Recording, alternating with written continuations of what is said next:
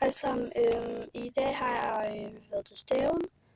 Det er en mærkelig time, men det gør bare. Så ja, jeg ved ikke, hvad jeg skal sige.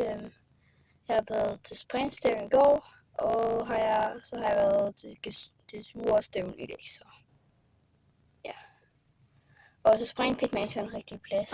Inden første plads eller anden plads, der fik alle bare præmier. Og til stævne fik man bare, hvad hedder det nu? Så fik jeg en anden plads, og så redde jeg så en til, og der blev jeg tredje eller en plads, så jeg var kun en plads der. Så ja,